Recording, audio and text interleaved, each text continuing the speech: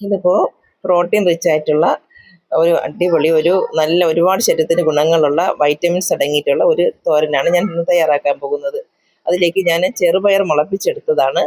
ചെറുപയർ ഞാൻ ഒരാഴ്ചയ്ക്ക് മുമ്പ് വെള്ളത്തിൽ കുതിർത്ത് വെച്ചതിന് ശേഷം അത് 2 ദിവസം വെള്ളത്തിലിട്ടതിന് ശേഷം ഞാൻ അതിനെടുത്ത് ഒന്ന് ചെറുതായിട്ട് മുള പൊട്ടി വന്നപ്പോഴേക്കും അതിനെടുത്ത് ഞാനൊരു നമ്മുടെ ഒരു പാത്രത്തിലേക്ക് ഒരു 4-5 ടിഷ്യൂ പേപ്പർ കട്ടിക്ക് വെച്ചതിന് ശേഷം അതിലേക്ക് നന്നായിട്ട് സ്പ്രെഡാക്കി വെച്ച് അതിൻ്റെ മുകളിൽ ഞാൻ ഒരു ടിഷ്യൂ പേപ്പർ കൂടെ വെച്ചു. അപ്പോൾ അതിലിരുന്ന് നന്നായിട്ട് മുള വന്നതിന് ശേഷം അത് നന്നായി ഒരു 9 ദിവസത്തെ വളർച്ചയെത്തിയ പയറിൻ്റെ ഇലകളാണിത്.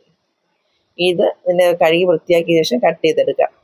ഈ രീതിയിൽ പയർ തോരൻ ഇങ്ങനെ പയറിൻ്റെ ഇല മുളപ്പിച്ച് കഴിച്ചിട്ടില്ലാത്തവർ ഇതുപോലെ ഒന്ന് പയർ മുളപ്പിച്ച് ഇതുപോലെ ഇല തോരൻ വെച്ച് കഴിക്കണം. ഇത് പലതരം കടലകളും എല്ലാം ഗ്രീൻ പീസും എല്ലാ പയർ വർഗ്ഗങ്ങളും നമുക്ക് ഇതേ രീതിയിൽ മുളപ്പിച്ച് ഡെയിലി നമുക്ക് വീടിനകത്ത് ഒരു ചീര തോരൻ കഴിക്കാനായിട്ട് കഴിയും. അത്രയ്ക്കും നല്ല പ്രോട്ടീൻ, ഇത് പറയണ്ടല്ലോ, ഇതിൻ്റെ ഗുണങ്ങളും അതിലടങ്ങിയ വൈറ്റമിനുകളും പറയണ്ടല്ലോ.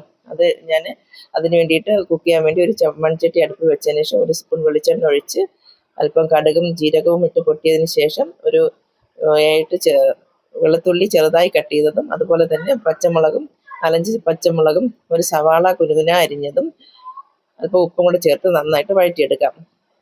നല്ല ബ്രൗൺ കളറൊന്നും ആവേണ്ട, സവാള ശരിക്കും നല്ല സോഫ്റ്റായിട്ട് നന്നായിട്ട് കുക്കായി വന്നാൽ മാത്രം മതി.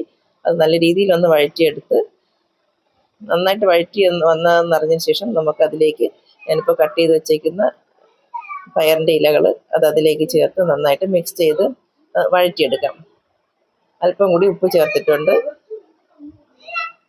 ഇനി എല്ലാം കൂടെ നന്നായിട്ട് മിക്സ് ചെയ്തതിന് ശേഷം ഒരു 1 മിനിറ്റ് ഞാൻ അടച്ചു വെച്ചിട്ടുണ്ടായിരുന്നു ഒന്ന് കുക്കായി വരാൻ വേണ്ടിയിട്ട്. അതിനുശേഷം അല്പം മഞ്ഞൾപ്പൊടി ചേർത്ത് എല്ലാം കൂടെ ഒന്ന് മിക്സ് ചെയ്തതിന് ശേഷം ഈ പയറിൻ്റെ അരിഞ്ഞു വെച്ചിരുന്ന ഇതെല്ലാം നമുക്ക് 4 സൈഡിലോട്ട് മാറ്റി വെച്ചതിന് ശേഷം അതിൻ്റെ മധ്യത്ത് അല്പം സ്പേസ് ഇട്ടതിന് ശേഷം അതിലേക്ക് ഞാൻ 2 മുട്ടയും പൊട്ടിച്ചൊഴിച്ച് അല്പം ആവശ്യത്തിനുള്ള കുരുമുളകും കറിവേപ്പിലയും അല്പം ഉപ്പും കൂടെ ചേർത്ത് ഒന്ന് മൂടി വെച്ച് ഇനി 1 മിനിറ്റ് കൂടെ ഒന്ന് മൂടി വെച്ച് ഒന്ന് അടച്ചു വെച്ച് കുക്കാക്കി എടുക്കണം.